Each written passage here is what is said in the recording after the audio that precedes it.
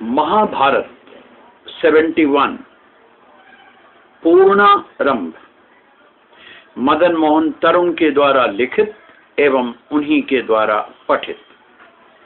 भगवान व्यास जी ने तपस्या पूर्वक किया वेदों का विभाजन, रचे 18 पुराण, तब उन्होंने रचना की महाभारत की, जिसे कहा जाता है पंचम वेद भी।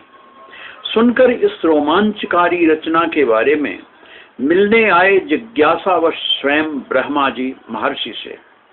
तब महर्षि ने कहा उनसे, भगवान, की है मैंने एक श्रेष्ठ काव्य की रचना, इसमें लौकिक और वैदिक सभी विषय हैं समन्वित।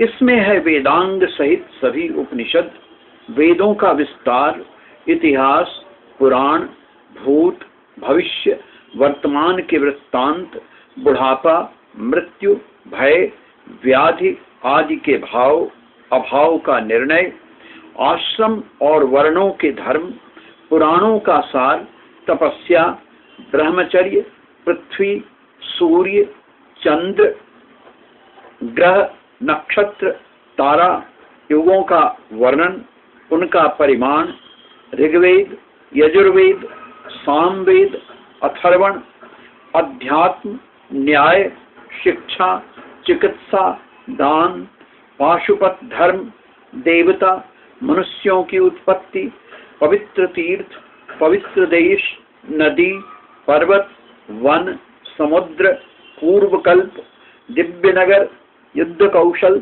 विविध भाषा, जाति, लोक व्यवहार, सब में व्याप्त परमात्मा।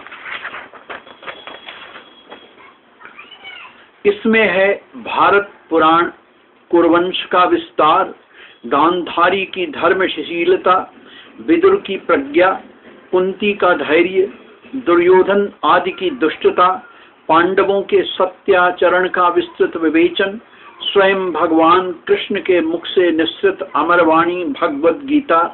भगवान, मैं देना चाहता हूँ यह समग्र ज्ञान अपने शिष्यों को, किंतु नहीं मिला है मुझे अब तक इसे लिपिबद्ध करने में सक्षम कोई।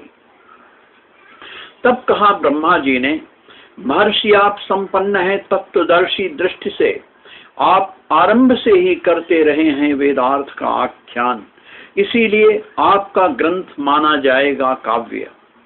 नहीं कर सकेगा कोई आपके इस काव्य से श्रेष्ठ कोई और रचना। आप करें स्मरण बुद्धि महासागर गणेश जी का। महर्षि व्यास ने ऐसा ही किया।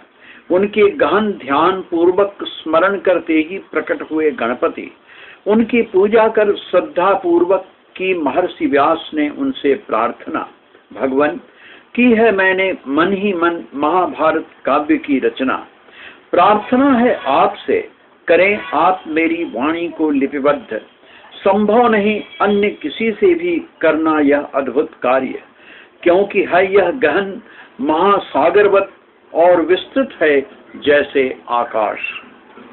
तब बोले गणपति, स्वीकार है मुझे आपका यह प्रस्ताव, किंतु चलनी चाहिए मेरी लेखनी अविराम।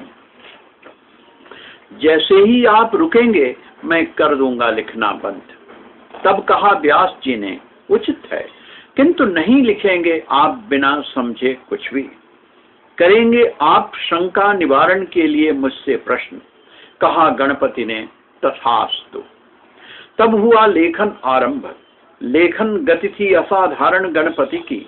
जब तक व्यास जी बोल भी नहीं पाते पूरा वाक्य, तब तक गणपति कर डालते उसे लिपिबद्ध। व्यास जी ने निकाला इसका उपाय। स्थान स्थान पर उन्होंने डाल दिए महाभारत में जटिल श्लोक, जो माने जाते हैं इस ग्रंथ की कठिन गांठ। कहा महर्षि व्यास जी ने, इस ग्रंथ में है 8800 ऐसे श्लोक जो मैं समझता हूँ, सुखदेव जी समझते हैं, और कितना समझते हैं संजय जी यह मैं नहीं जानता। यहाँ तक कि गणपति को भी रुकना पड़ता क्षण भर समझने को उनका अर्थ। तब तक कर डालते महर्षि नए श्लोकों की रचना। इस प्रकार लिपिबद्ध हुआ यह महाग्रंथ, जो नहीं है इसमें नहीं है वह कहीं अन्यत्र। इसमें है 100,000 श्लोक। इसमें वर्णन है भरत वंश का, इसलिए यह महाभारत है।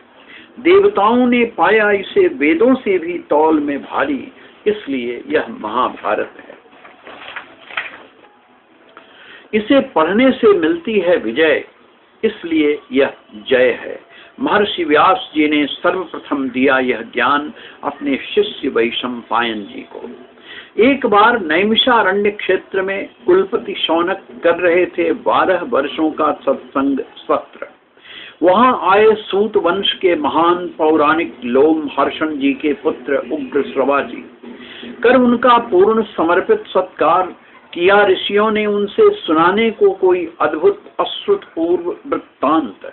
तब बोले उग्रश्रवा जी, मैं आ रहा हूँ अर्जुन के पौत्र परीक्षित नंदन जन्मेजय जी के सर्प यज्ञ से।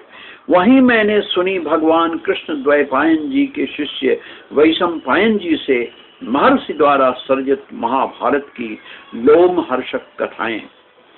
वही मैं आपको भी सुनाता हूँ। यह है पापनाशिनी विजयदायिनी, यह है वेद संहिता। और लोमहर्षण जी ने सुनाई महाभारत की पूरी अद्भुत कथा, न भूतो न भविष्यति। महाभारत का अंत नहीं होता, उसकी पूर्णाहुति ही उसका पूर्णारंभ है। यह सर्वजयी है, समस्त युगों में व्याप्त है। इसके सृष्टा महर्षि व्यास जी को सादर प्रणाम।